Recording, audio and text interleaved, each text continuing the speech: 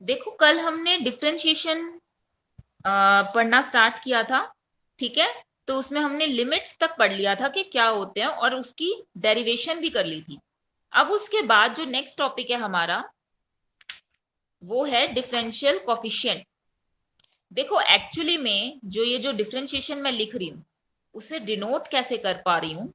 मान लो कोई y हमारा क्या है, डिपेंडेंट वेरिएबल, जो कि x पे डिपेंड कर रहा है, ठीक है, x की वैल्यू पे डिपेंड कर रहा है। तो उस डिपेंडेंट वेरिएबल d अपॉन में वो इंडिपेंडेंट वेरिएबल dx, यही नोटेशन क्या है हमारी, हम क्या कहेंगे, ये डिफरेंशिएशन हो रहा है of dependent variable y with respect to independent variable x, ठीक है। तो इस तरह से हम इसे डिनोट करते हैं d अपॉन dx। और अगर y हमारा डिपेंडेंट है x पे तो हम लिख देंगे dy अपॉन dx। एक्चुअली में dy अपॉन dx जो f डैश x है वो किसके बराबर है, limit del x zero del y upon del x के बराबर है। वो एक इनफाइन, वो स्मॉल चेंज है, बहुत ही स्मॉल चेंज है कि भाई x में x की वैल्यू, जैसे कल भी बताया था क्या, कि x की वैल्यू में चेंज करने पर y में कितना चेंज आया, वही हमें क्या दिखा रहा है, ये dy अपॉन dx दिखा रहा है, ठीक है।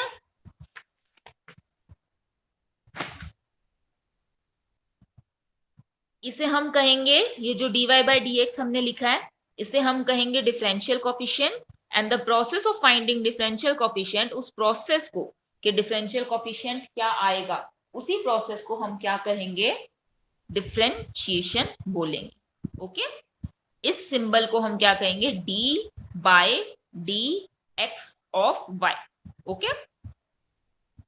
अब उसके बाद देखो क्या है, बेसिकली क्या है हमारे पास, मेथड टू फाइंड डेरिवेटिव। अब हम डेरिवेटिव निकालना स्टार्ट करेंगे किसी फंक्शन का from first principle.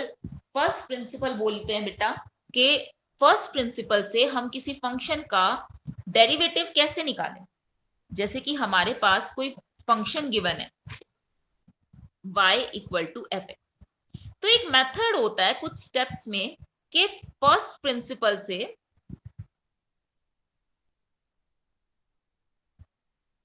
First principle method, या फिर जिसे हम ए बी इनिशियो बोल रहे हैं, उस मेथड से हम कैसे फाइंड आउट करेंगे। देखो कैसे करेंगे, सिंपली सबसे पहला step, y equal to F x दे रखा है कोई फंक्शन, कुछ इंक्रीमेंट किया बहुत छोटा, अगर x में कुछ चेंज हो रहा है, x प्लस डेल एक्स हो रहा है, कुछ छोटा सा चेंज, तो y की वैल्यू में भी ऑटोमेटिकली चेंज आएगा और वो चेंज भी बहुत छोटा होगा, डेल वाई से जिसे रिप्रेजेंट कर रहे हैं।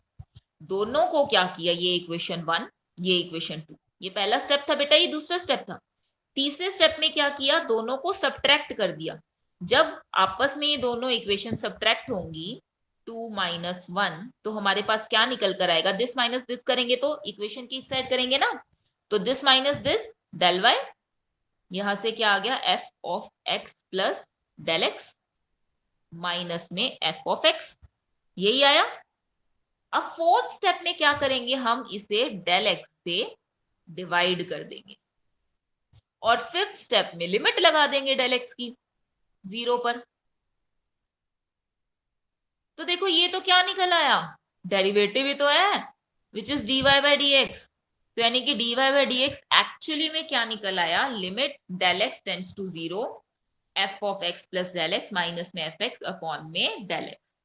और देखो ये यही सेम थी जो हमने कल पढ़ी थी, सेम, ठीक है। तो यहां से क्या आ गया हमारे पास, d Y by D x की वैल्यू आ गई, ओके। फिर उसके बाद देखो जैसे कि एग्जाम्पल में देखकर बता रहा है वो, कि अगर मेरे पास y की वैल्यू x की पावर n है, यानी कि fx की वैल्यू दे दी यहां पर, अब fx की जगह क्या है यहाँ पर, x की पावर n। तो देखो पहला स्टेप क्या था, पहला स्टेप तो यही था, y की power y equal to x की पावर n। दूसरा स्टेप क्या है कि x में कुछ बढ़ा दिया, क्या, बहुत छोटा कुछ लिया, जब x में कुछ छोटा सा और बढ़ाया, इंक्रीमेंट किया डेल एक्स इसकी पावर, और यहां पर y प्लस डेल वाई आ जाएगा। फिर से क्या किया, दोनों को सब्ट्रैक्ट किया, क्या आया डेल वाई, और इधर क्या आ गया x प्लस डेल एक्स की पावर n माइनस में x की पावर n, यही आया। लेकिन अब देखो गौर से, यहां से मैं क्या करूंगी, x की पावर n कॉमन ले लूंगी। जब मैंने यहां से x की पावर n कॉमन निकाला, देखो अगर मैं इसमें से x कॉमन लूंगी तो बाहर निकलकर, क्योंकि पावर n है, तो क्या आ जाएगा मेरा, x की पावर n आ जाएगा, यहां पर 1 प्लस डेल एक्स अपॉन में x इसकी पावर n माइनस में 1, क्योंकि डेल x की पावर n तो बाहर गया ना, तो ये आ गया। अब देखो 1 प्लस एक्स की पावर n का बाइनोमियल एक्सपेंशन क्या होता है बेटा, 1 प्लस एन एक्स, ये फॉर्मूला होता है, n माइनस 1 अपॉन में 2 फैक्टोरियल x की power n plus n minus 1 n minus 2 upon में 3 फैक्टोरियल x की क्यूब एंड सो ऑन। अब यहाँ पे x की जगह क्या है, देखो डेल x अपॉन में x, तो यहां जहां जहां x है वहां वहां हम क्या रख देंगे, डेल एक्स अपॉन में x। तो हमारे पास क्या आ जाएगा बेटा, देखो ये निकल कर आ जाएगा 1 plus n del X upon में x n minus 1 by 2 factorial del X upon में x का square and so on, minus में 1 तो था। तो 1 से 1 कैंसिल हो गया, यहां से ये कैंसिल हुआ तो हमारे पास ये टर्म निकल कर आई, और आगे क्या होंगी, और ऐसी टर्म्स होंगी जिनमें डेल एक्स की हायर पावर है, ठीक है। तो यहां से हमारा क्या आया, दोनों तरफ अब क्या करेंगे, ये तो स्टेप थर्ड स्टेप तक था ना हमारा, माइनस किया था मैंने, ये देखो फर्स्ट प्रिंसिपल में थर्ड स्टेप हुआ था। फोर्थ स्टेप में क्या करना है, दोनों को डेल एक्स से डिवाइड करवा देना है। तो दोनों तरफ डेल एक्स से डिवाइड करवाया, देखो डेल एक्स तो कॉमन ले ही लिया था इसमें, इसमें अब डेल एक्स कॉमन आ गया, जब हमने 1 माइनस किया तो डेल एक्स कॉमन निकल कर आ गया। तो एक डेल एक्स कॉमन निकल कर आया, वो डेल एक्स से डेल एक्स कट गया, हमारे पास यहाँ dy बाई डी एक्स बच गया। लिमिट लगा देंगे डेल एक्स की 0 पे, जब डेल एक्स की लिमिट लगाएंगे तो बाकी की टर्म्स जिसमें डेल एक्स है वो तो 0 हो जाएगा, तो बचेगा क्या, केवल n into 1 by x into में पावर में x की पावर n, ये बचेगा।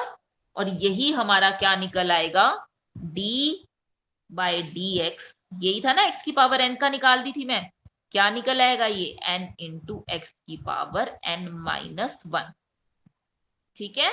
तो ये हमारा क्या हुआ, फर्स्ट प्रिंसिपल से मैंने x की पावर n का डेरिवेटिव निकाल दिया। बेसिकली भी यही होता है कि क्या होता है, एक पावर, ये जो इसके ऊपर पावर होती है वो आगे आ जाती है, और एक पावर क्या हो जाती है, सब्ट्रैक्ट हो जाती है, ठीक है, ये उसका डिफरेंशिएशन हो जाता है। इसी तरह से सेम जो है हमारा फर्स्ट प्रिंसिपल से ax प्लस बी की पावर n निकल जाएगी, ठीक है, ये आप पढ़ के देखना, ये भी सेम है, जैसे हमने किया है वो बिल्कुल सेम है, ठीक है। तो आज के लिए इतना ही करते हैं।